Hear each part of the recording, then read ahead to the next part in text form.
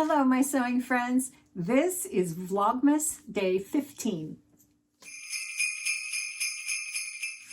I'm Jen, and this is my sewing room where I often have fabric left over, and I don't know what to do with it. And for a long time, I would just toss it into a basket or a bin or a tote or whatever I had.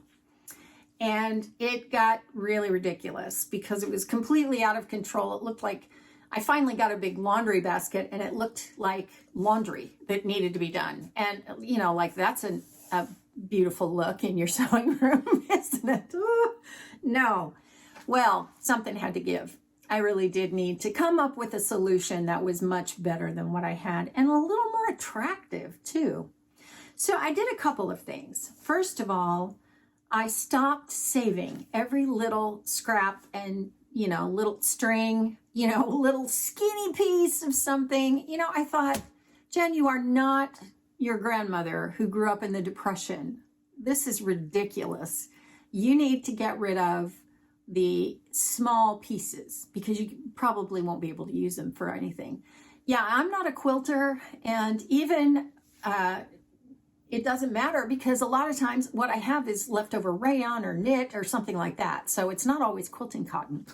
Well, I thought I would show you how I came up with a way to store them and they look better, they look attractive, and I have at least a yard of most of them. If I don't have a yard, I've got a good big chunk that I know I can work with. I can use it to color block something as big as a t-shirt, or I can use it for pockets, or inevitably, I need an extra piece of that fabric because I forgot to cut the pockets, or I cut this thing wrong. I need a facing, or I need a little piece of trim, or something like that. I need bias a lot of times. So, you know, it's just nice to have that little bit to think, oh yeah, I have some of that left over. I'll just check it in my scrap bin. Works great. So here's how I store them. I'm going to make sense of this big heap of scraps. All I need is rubber bands. I found these at Dollar Tree. So first thing I do is evaluate. Okay, let's just deal with this velvet. Let's see. A lot of this is pieces of a dress that I never finished. Okay, there's that piece, and here's a sleeve. I don't know if I want to save a sleeve. There's part of a bodice. You see how irregularly shaped these are? Yeah, I could maybe get a pocket out of that, but do I really want a pocket out of velvet? What else have I got here? Another sleeve and a triangle. I think I cut bias out of that and more. Well, I hate to waste anything. So if anything, I could probably cut bias strips out of this and then save the sleeves. So in this case, I think that's what I'll do. I don't anticipate ever using these sleeves, but as sure as you say that, you can find some reason that, oh gosh, I had those velvet sleeves, and you know, if I had just kept those, I would have been in better shape. So I'm going to save these. I'm going to save these big triangles, but this bodice piece with the binding and this back bodice, well, no, I guess that one's got a pretty good triangle going on. So that would work for some bias also. But these two pieces, no, they're just too little. So we're gonna toss those. And I'm gonna set these aside because if I don't cut bias strips from them, then they're going in the trash. So that's that one.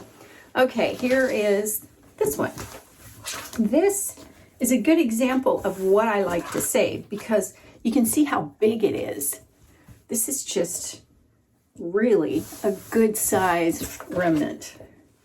So, I mean, I could get, well, let's see. This right here is 1/3 of a yard, and then I've got this. And you know, whenever you're laying out a pattern, you know, you've always got room to Tetris the heck out of it. So this also, I have these 2 small pieces. Now I'm gonna go ahead and keep these, even though they're very small. But the reason is, first of all, this is a square. I don't like irregularly shaped pieces, but that's a square. And also I have the bigger piece. So if I need more than what I've got here, then I can also use these little bits to supplement that. So I am going to use this one. So what I do first is I make a long line about as wide as I want it. So yeah, that's a little bit too wide. So I like for the folded edge to be on the outside. So I'm going to fold this in a little bit, and I'm going to fold this up. And since I have a really pointy end here, I'm going to start rolling from there. So I'm just folding it in until I get like a straight line going here. So now I've just made a box, and I'm just going to roll it like this. And this neatens it up. I do have a raw edge here, but you know what? If I wanted to, I could roll it from this side and then get this folded edge. So let's do that instead. If you want to be able to see it, so that if you have a stripe and you want to see it so that the lines are going up and down, you can do that.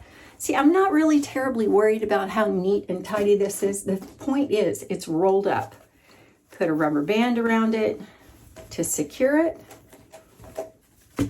And there's one of my remnants, my scraps. All right, let's start with this one.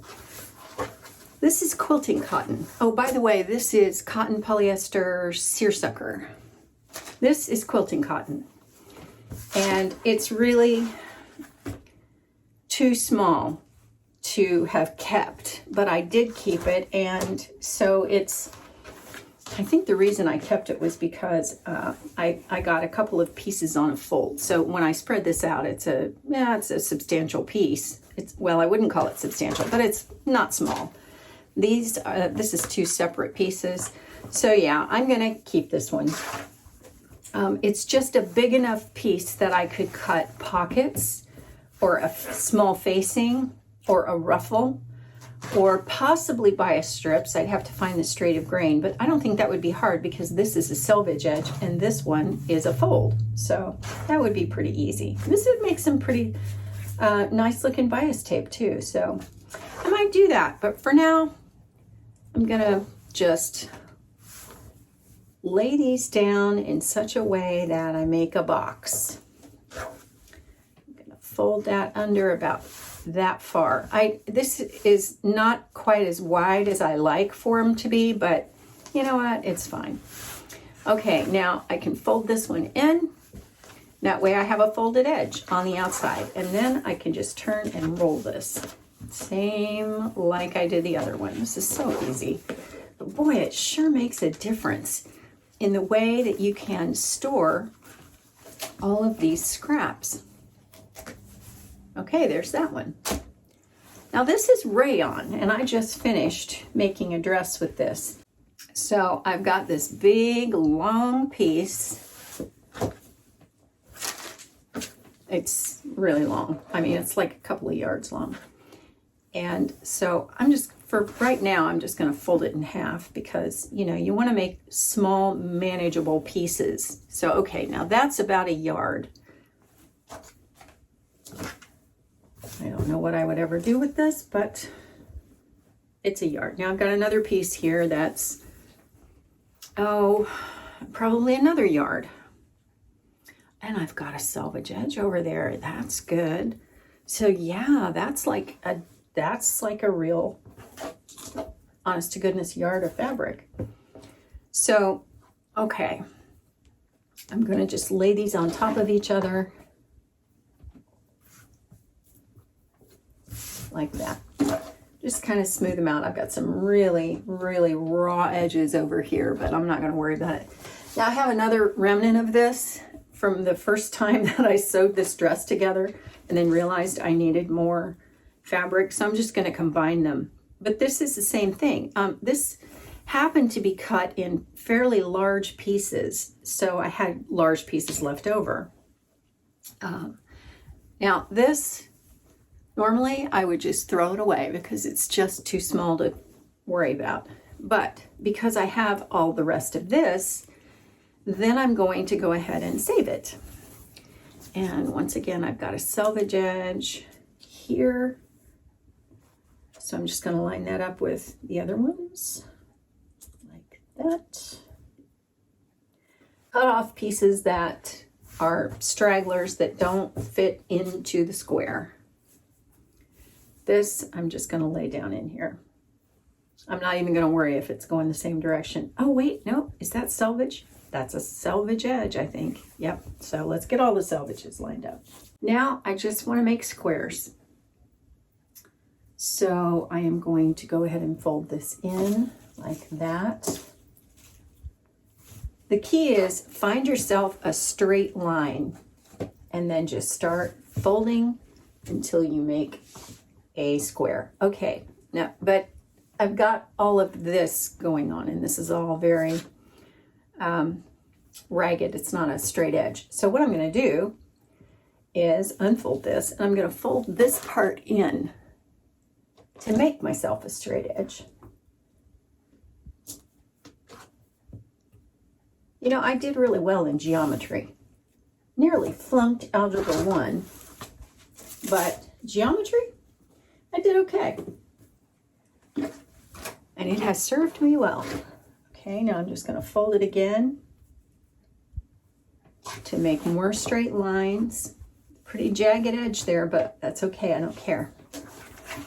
Same over here. I'm just going to straighten it out. Now, if I really didn't care, I could just slice this off and make it a straight edge, which sometimes I've done, but in this case, I don't know. There's enough of this here that I don't know what I would use it for, so I want to leave as much of it intact as I can. Once more, ragged edges here, so I'm just going to fold that like that, and then I'm going to turn it this way and start rolling. Now you can tell this is a different size than this one was, but that's okay. You just get it to be contained the best you can. And now I have one remnant with some pieces. You can tell there's more fabric here than this one. So that's a good way to corral that.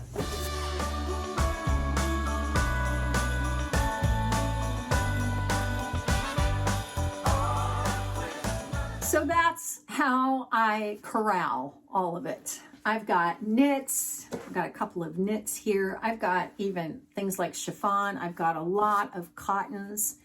And like I say, they are substantial pieces because I have stopped saving all the little bitty tiny ones.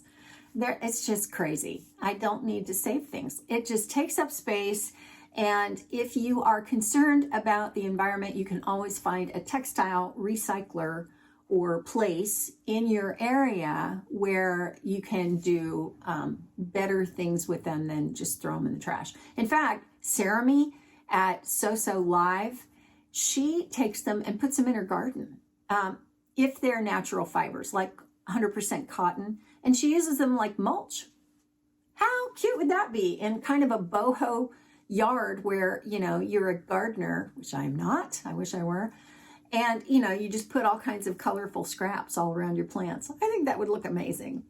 Well, yeah, there's just some ideas. So that's Vlogmas for today. I'll be back tomorrow. And as always, if you'd like to see the whole list of Vlogmas videos from this year in a playlist, just check right over here. And I'll see you tomorrow. Merry Christmas.